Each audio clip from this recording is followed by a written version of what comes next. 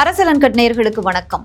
கலைஞரின் மகளும் திமுக தலைவர் மு.க.ஸ்டாலின் முதலமைச்சர் அவருடைய சகோதரியும் துணை முதலமைச்சர் உதயநிதி ஸ்டாலின் அவர்களுடைய அத்தையுமான கனிமொழி நாடாளுமன்றத்தில் இந்தியா கூட்டணியினுடைய ஒரு பிரதான ஃபர்ஸ்ட் ஃபேஸ் அப்படின்னு பார்த்தா ராகுல் காந்தி அடுத்த முகமாக கர்ஜிக்கக்கூடிய ஒரு முகமாக பெண் ஆளுமையாக இருக்காங்க.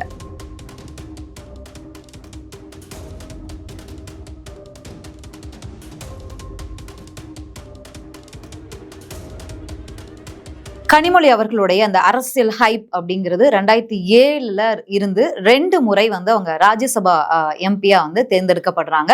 அந்த நேரத்திலையும் அவங்க ரொம்ப சிறப்பாகவே பணியாற்றாங்க. குறிப்பா தூத்துக்குடி மாவட்டத்தில இருந்து லோக்சபா தேர்தலை ஃபேஸ் பண்ணி அந்த தேர்தலில் ஒரு பெரும் வெற்றி பெறாங்க.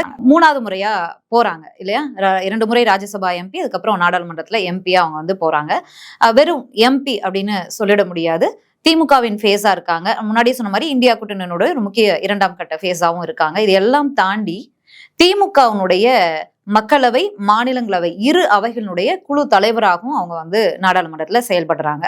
நம்ம ஏன் இவ்வளோ விஷயம் இங்க பேசுறோம் அப்படின்னா, தமிழக அரசியல் வேறு, டெல்லி அரசியல் வேறு. அப்படிங்கும்போது மாநில பிரச்சனைகள் இருக்கு இல்லையா? மாநில சுயாட்சியிலிருந்து குறிப்பா திமுக இந்தியாவிற்கே ஒரு முன்னோடி திராவிட மாடல் ஆட்சி கொடுத்துக்கிட்டு இருக்கோம், ஒரு மாநில அரசா திகழ்றோம், ஒரு சிறப்பான முதல்வர் அப்படின்னு பல்வேறு விஷயங்கள் பல மாநிலங்கள்ல பேசப்படுது. தமிழ்நாட்டில் செயல்படுத்தக்கூடிய பல்வேறு திட்டங்களை பல மாநில முதல்வர்கள் தேர்தல் வாக்குறுதியாகவும் கொடுக்குறாங்க. நடைமுறையில், அதாவது முதலமைச்சரா இப்போ ரன்னிங்ல இருக்கக்கூடிய ஆட்சியில இருக்கக்கூடிய முதல்வர்கள் அந்த திட்டங்களை அங்க செயல்படுத்தவே ஆரம்பிச்சிருக்காங்க. ஒரு முன்னோடி மாநிலம், முன்னோடி முதல்வர் அப்படிங்கிற ரோல்ல போயிட்டு இருக்கும்போது அங்க டெல்லியிலுமே இவங்க திமுகவின் பேசா ரொம்ப சிறப்பான பணி செய்யறாங்க அப்படிங்கிற ஒரு பேரை தான் பெற்றிருக்காங்க. அது மட்டும் இல்ல, அவங்க சார்ந்த அந்த தொகுதியில தூத்துக்குடி விமான நிலைய விரிவாக்கம் ஆகட்டும், இல்ல குலசேகரப்பட்டினம் அந்த ஏவுகணை நிலையமாகட்டும், இந்த மாதிரியான விஷயங்கள்ல, இந்த மாதிரியான திட்டங்கள்லயும் திமுக எம்பியான கனிமொழி அவர்களுடைய பங்கீடு பெருசா இருக்கு அப்படிங்கிற ஒரு குரலும் இருக்கு. பாஜகவுல என்னதான் திமுக வெஸ் பாஜக அப்படிங்கிற வார் போயிட்டு இருந்தா கூட திட்டங்கள் சார்ந்த இந்த மாதிரியான விஷயங்கள்ல கொஞ்சம் அவங்க இணக்கமா போகிறதாகவும் அதனால சில திட்டங்களை கொண்டு வர முடியுது அப்படிங்கிற கருத்துக்களுமே உண்டு. அதாவது அரசியல் வார், போர் அப்படிங்கிறதெல்லாம் வேறு. நம்ம நாடாளுமன்றத்துல பேசுறோம், கர்ஜிக்கிறோம், சண்டை போடுறதெல்லாம் வேறு. தொகுதிக்கான திட்டங்களை பெறுவது, மாநிலத்துக்கான திட்டங்களை பெறுவது, அதை எப்படி அவங்களோட கன்வே பண்ணி போகுது, இந்த மாதிரியான விஷயங்கள்ல கொஞ்சம் இலகுவா அவங்க கொஞ்சம் அழகாவே ஹேண்டில் பண்ணாங்க அப்படிங்கிற விஷயத்த எனக்கு தெரிஞ்சு டிஆர் பாலு அவரே ஒரு பேட்டிகள்ல எல்லாம் சொல்லியிருப்பாங்க. இதுக்கு முன்னாடி டெல்லியின் ஃபேஸா இப்போ சமீபத்திய வருஷங்களா பாத்தீங்கன்னா டிஆர் பாலு இருக்காரு, திருச்சி சிவா தொடஞ்சிருக்காரு. அதற்கு பிறகு போன எம்பி கனிமொழி அவர்களுடைய பெர்ஃபார்மன்ஸுமே ரொம்ப நல்லா இருந்துச்சு நாடாளுமன்றத்தில் அப்படிங்கிற ஒரு விஷயம் இருக்கு. சரி, இது முடிஞ்சிருது இல்லையா? அதற்கு பிறகு 2024 நாடாளுமன்ற தேர்தல் வருது. அந்த தேர்தல்ல கிட்டத்தட்ட திமுக ஆட்சி அமைச்சு ஒரு 2 வருஷம் கடந்துடுறாங்க இல்லையா? அப்போ கனிமொழி அவர்கள் தமிழக சட்டமன்றத்துல நான் போட்டியிட விரும்புவதாக திமுக மூத்த தலைவர்களை சந்திச்சு பேசியதாக பிரதான செய்தி ஊடகங்கள்லயே செய்தி வந்திருக்கு. இன்னைக்கும் நீங்க போய் தேடி எடுத்து பார்க்கலாம். அதற்கு பிறகு அந்த செய்தி முதல்வர் மு.க.ஸ்டாலினை போய் சேர்ந்தடையுது. கனிமொழி அவர்களுடைய சகோதரர் ஸ்டாலினை போய் சேர்ந்தடையுது. 2 பேரும் பேசுறாங்க. அந்த நேரத்துல என்ன அப்படின்னா, அந்த 2024 தேர்தல் திமுகவிற்கும் சரி, திமுக குடும்பத்திற்கும் சரி, அன்றைய நேரத்துல விளையாட்டுத்துறை அமைச்சராக இருந்த உதயநிதி ஸ்டாலின் அவர்களுக்குமே ஒரு டேர்னிங் பாயிண்ட் அப்படின்னு தான் சொல்லணும். ஏன்னா 2024 நாடாளுமன்ற தேர்தல் நேரத்துல விளையாட்டுத்துறை அமைச்சரா இருக்காரு உதயநிதி ஸ்டாலின். அந்த நேரத்துல பல்வேறு நல்ல விஷயங்கள் விளையாட்டுத்துறையில அவர் இன்னைக்கு வரைக்குமே துணை முதலமைச்சரா இருந்தாலும் இன்னைக்கு வரைக்கும் பல்வேறு விஷயங்களை பண்ணிட்டு இருக்காரு. தமிழ்நாடு ஒரு ப்ரௌட் மொமெண்ட்டுக்கு கொண்டு போற விஷயங்களை பண்ணிட்டு இருக்காரு. யங்ஸ்டர்ஸ் விளையாட்டுத்துறையில தமிழ்நாட்டுல சாதிக்க முடியாம பினான்சியலா ஸ்ட்ரகிளா இருந்த ஸ்டூடெண்ட்ஸ் இன்னைக்கு அதை தாண்டி ஒரு கட்டத்துக்கு போற விஷயங்களை எல்லாம் பார்க்க முடியுது. அவருடைய பர்ஃபார்மன்ஸ் அங்க ஓகே, ரொம்ப பெட்டர்னு சொல்லலாம். அதற்கு பிறகு அந்த டேர்னிங் பாயிண்ட் இல்லையா, 2024 விளையாட்டுத்துறை அமைச்சர்ல இருந்து அவர் துணை முதலமைச்சர் ஆக்கணும் அப்படிங்கிற ஒரு பேச்சு அடிபடுது. முதல்ல குடும்பத்துல இருந்து ஆரம்பிக்குது. அதற்கு பிறகு அது ராசா, பொன்முடி போன்றவர்களாலாம் அது பேச ஆரம்பிச்ச அந்த ஷார்ட் மொமெண்ட்லயே ஒரு துணை முதலமைச்சர் அப்படிங்கிற அந்த ரோலுக்கும் வந்துடுறாரு. இந்த நேரத்துல தான் கனிமொழி அவர்கள் நாடாளுமன்ற தேர்தல் வருது, நான் தமிழக சட்டமன்றத்துக்கு வர விரும்புறேன், டெல்லி அரசியல் எனக்கு போதும், நான் தமிழ்நாட்டிலே அரசியல் பண்ண விரும்புறேன் அப்படின்னு சொல்லி வரும்போது அது இவங்களுக்கு ஒரு அச்சம் வருது அப்படின்னு செய்திகள்ல எல்லாம் நம்ம படிச்சிருப்போம், நீங்களும் படிச்சிருப்பீங்க. அப்ப சமாதானப்படுத்தப்படுறாங்க கனிமொழி அவர்கள். என்ன அப்படின்னா, 2024 தேர்தல் பாஜக வெஸ் காங்கிரஸ், அதாவது என்டிஏ வெஸ் இந்தியா கூட்டணி, அந்த கூட்டணிகளுக்கு இடையிலான ஒரு தேர்தல் போராவே இருந்துச்சு இல்லையா? அந்த தேர்தல் அப்படிதான் நம்ம கடந்தோம். பெரிய வெற்றி இந்தியா கூட்டணிக்கு, குறிப்பா தமிழ்நாட்டில் கிடைச்சா கூட ஸ்டாலின் அவர்களால என்ன சொல்லி சமாதானப்படுத்தப்படுறார் கனிமொழி அப்படின்னா, கண்டிப்பா இந்த முறை ஆட்சி மாற்றம் வரும், இந்தியா கூட்டணி தான் ஆட்சி அமைக்கும், அப்படி ஆட்சி அமைச்சா காங்கிரஸ் நம்பர் 1ல இருக்கும்போது அதுக்கு 2வது இடத்துல கண்டிப்பா திமுக நம்ம தான் இருப்போம், இப்படி ஒரு நல்ல வாய்ப்பை நீ மிஸ் பண்ணக்கூடாது, இவ்வளவு நாள் நீ வந்து டெல்லி அரசியல்ல நெளிவு சுழிவோட ரொம்ப அழகா வந்து ஹேண்டில் பண்ண, சோ அதனால இந்த முறை நமக்கு வந்து ஆட்சி அமைக்கிற வாய்ப்பு இந்தியா கூட்டணிக்கு வந்துருச்சு அப்படின்னா உனக்கு துணை பிரதமர் அப்படிங்கிற வாய்ப்பு கூட வரும், இந்த நேரத்துல நீ இப்படி ஒரு முடிவு எடுக்க வேண்டாம், பொறுத்திருந்து பார்க்கலாம், கண்டிப்பா நமக்கு வெற்றி கிடைக்கும் அப்படிங்கிற மாதிரியான ஒரு சமாதானம் சொல்லப்பட்டதாக செய்திகள்ல எல்லாம், குறிப்பா தினமலர், விகடன் போன்ற செய்திகள்ல கூட அந்த நேரத்துல வந்துருந்துச்சு. சோ இப்படி சமாதானம் ஆயிடுறாங்க, திரும்ப அவங்க வந்து டெல்லி அரசியலுக்கு போறாங்க. அதற்கு பிறகு ஆனா போன வெற்றி கிடைச்சது அப்படின்னா கனிமொழிக்கு கிடைச்சது 2024 நாடாளுமன்ற தேர்தலில் அதே தூத்துக்குடி தொகுதியில கனிமொழி வந்து கடந்த முறையை காட்டிலும் 97,000 நினைக்கிறேன் 3,47,000 வாக்குகள் வித்தியாசத்துல 2019 தேர்தலில் வெற்றி பெறாங்க. அதற்கு பிறகு 2024 தேர்தலில் வந்து 3,92,000க்கு மேற்படியான பெருவாக்கு வித்தியாசத்துல வெற்றி பெறாங்க. ஆனா அவங்களுக்கு அந்த தேர்தல் வந்து 2024 நாடாளுமன்ற தேர்தல் வந்து கனிமொழி அவர்களுக்கு மிக பெரும் தோல்விதான். ஏன்னா இந்தியா கூட்டணி அங்க வெற்றி பெறல இல்லையா? சோ அதனால இவங்க வெற்றி பெற்றாங்க, இவங்க எம்பி ஆகுறாங்க, மற்றபடி அவங்களுக்கு கொடுக்கப்பட்ட அட்வைஸோ சமாதானமோ அது வந்து அங்க நிறைவேறல அப்படிங்கிறதையும் பார்க்க முடியுது. அவங்க ஒரு பெரும் ஒரு மனக்குழப்பத்திலையும் வருத்தத்திலையும் இருந்ததாகவும் செய்திகள்லாம் அன்றைய காலத்திலேயே வந்திருக்கு. இது வந்து தொடர்ச்சியாக 2023 இருந்து வந்து கொண்டிருக்கக்கூடிய செய்திகள் தான். பட் யாருமே அதை வந்து பெருசா பேசல அப்படிங்கிறத நம்ம பாக்குறோம். ஓகே, இப்படி போயிட்டு இருக்கும்போதே அவங்க எம்பியா அவங்களுடைய வேலையை சிறப்பாகவே பண்ணியிருக்காங்க. அவங்க தொகுதிகளில் குறிப்பா தூத்துக்குடி, நெல்லை, கன்னியாகுமரி இந்த மாதிரியான தொகுதிகளில் வந்து தொகுதி மக்கள் பணி ஆகட்டும் இல்ல கட்சி பணி ஆகட்டும் ரொம்ப சிறப்பாகவே பண்ணி அவங்களுக்கான ஒரு வட்டத்தை அவங்க கிரியேட் பண்ணி வச்சிருக்காங்க அப்படிங்கறதான் பார்க்க முடியுது.